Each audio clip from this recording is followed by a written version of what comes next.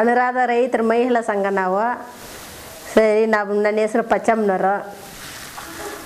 ಇದು ಅವರೆಕಾಳಕ್ಕೆ ಹಳ್ಳು ಹುರಿದ್ಬಿಟ್ಟು ಅದು ಹುರಿದ್ಬಿಟ್ಟು ಸಂದಾಗ ಕುಟ್ಬಿಟ್ಟು ಆಮೇಲೆ ಕಾಳಕ್ಕೆ ಹಾಕಿ ಮಡಗಿದ್ರೆ ಆ ಕಾಳು ಏನು ಬಿತ್ತನೆ ಗಂಟ ಎತ್ತಂಗಿಲ್ಲ. ಬಿತ್ತನೆ ಕಾಲದಾಗ ಎತ್ತಿ ನಾವು ತಿರ್ಗಾ ಬಿತ್ತನೆಗೆ ಹಾಕ್ಬೋದು. ಬಿತ್ತನೆಗೆ ಹಾಕ್ಬಿಟ್ಟು ತಿರ್ಗಾ ಮಾರುಬಡಿ ಹಿಂಗೆ ಮಾಡಬೇಕು ನಾವು. ಬೇರೆ ಕಾಳಕ್ಕೂ ಮಾಡ್ಬೋದು.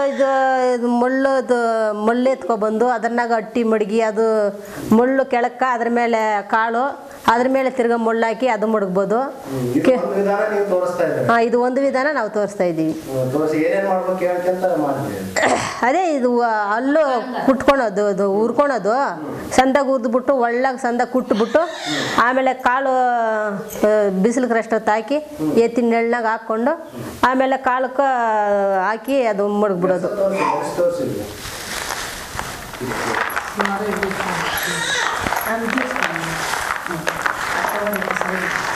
ಹಿಂಗಾಗಿ ಮಡಗ್ಬಿಟ್ರೆ ತಿರ್ಗಾ ಬಿತ್ತನೆ ಗಂಟ ನಾವೇನು ಎತ್ತಂಗಿಲ್ಲ.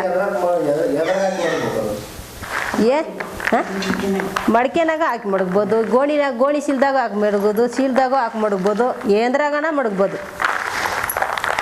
ಬಿತ್ತನೆ ಕಾಲ ಗಂಟ ತಿರ್ಗಾ ಎತ್ತಿ ಇದನ್ನ ಏನು ಮಾಡಂಗಿಲ್ಲ, ಏನು ಉಳಗಿಲ್ಲ, ಏನು ಮುಟ್ಟಂಗಿಲ್ಲ. ಇದು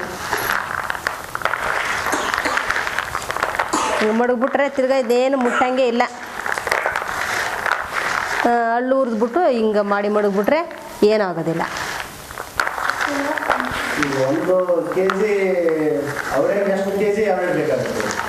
ಇದಕ್ಕೆ ಒಂದು 3 kg ಹಳ್ಳು ಬೇಕು. ಒಂದು ಕ್ವಿಂಟಲ್ ನಾವು ಲೆಕ್ಕ ಹಾಕೋದಿಲ್ಲ, ಒಂದು ಬಳ್ಳಕ್ಕೆ ಲೆಕ್ಕ ಹಾಕೊಂತೀವಿ. ಒಂದು ಬಳ್ಳಕ 2 ಬಳ್ಳಕ ಒಂದು 2 kg ಬೇಕು.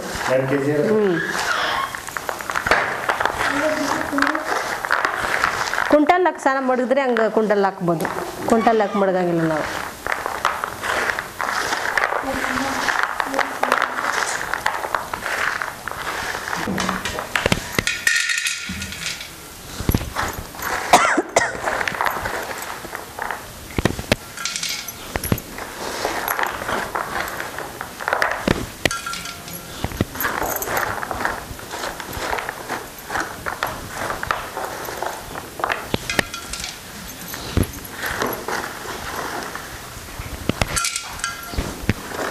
ನೋಡಿ ಮಿಚ್ಚಲು ಹಾಕಿ ಇದು ಹಾಕಿ ಸೆಗಣಿ ತಂದು ಪೂರ ಮೆತ್ತಾಕ್ಬಿಡ್ಬೇಕು.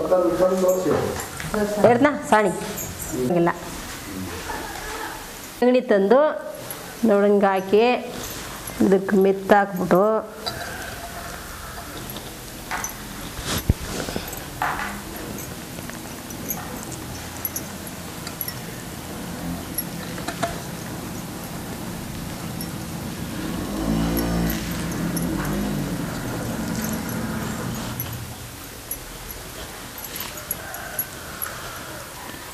ಮಡಗ್ಬೋದು. ಈಚೆ ಕಡೆನೇ ಮಡ್ಕೊಬೋದು.